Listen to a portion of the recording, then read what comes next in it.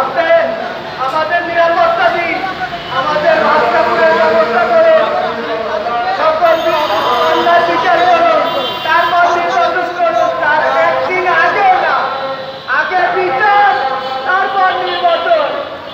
এই বলে আমি আমার বক্তব্য শেষ করছি। আমি আমার সরকার ফেরত চাই।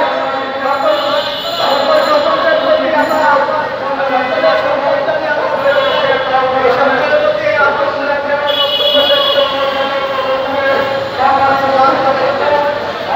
শুধু দর্শক, আমরা জাতীয় প্রেস ক্লাবের সামনে দেখতে পাচ্ছি যারা সন্তান হারিয়েছেন তারা তাদের ছবি হাতে নিয়ে তারা মানববন্ধন করছেন জাতীয় প্রেস ক্লাবের সামনে। আমরা দেখতে পাচ্ছি আমাদের কোন পরিবার থেকে যশোর থেকে আগত উনি কথা বলবেন। ওনার বাবা হারাইছে মোহাম্মদ বাবুল হোসেন, বাবুল ভাই, উনি যশোর থেকে আসছেন, উনি কথা বলবেন।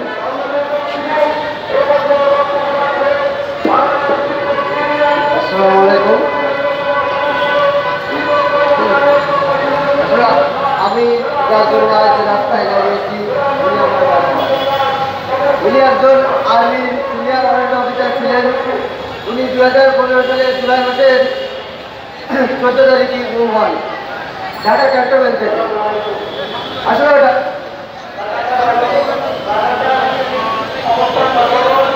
আরে ভাই বলতে থাকেন তো, কথার ভিতরে ঝামেলা করেন কেন? ঢাকা ক্যান্টনমেন্ট থেকে একজন সেনা ট্রেনার, যিনি একজন আর্মি সিনিয়র আর্মি অফিসার, সে কিভাবে গুম হতে পারে? সে কিভাবে গুম? শুধু দর্শক, সারা বাংলাদেশ থেকে যারা গুম খুন হয়েছিল তাদের পরিবারের স্বজনেরা, ছেলেরা, সন্তানেরা এবং মা বাবারা প্রত্যেকে এখানে এসেছেন। তারা ন্যায় বিচারের দাবিতে জাতীয় প্রেস ক্লাবের সামনে মানববন্ধন করছেন, আমি দেখতে পাচ্ছি।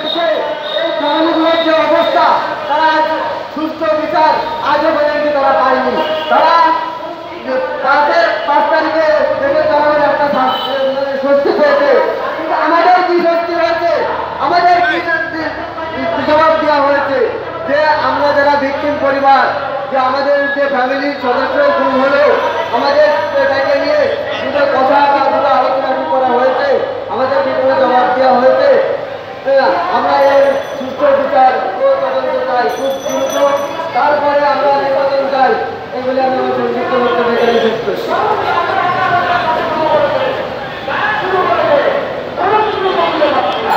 আমি এই ব্যাপারে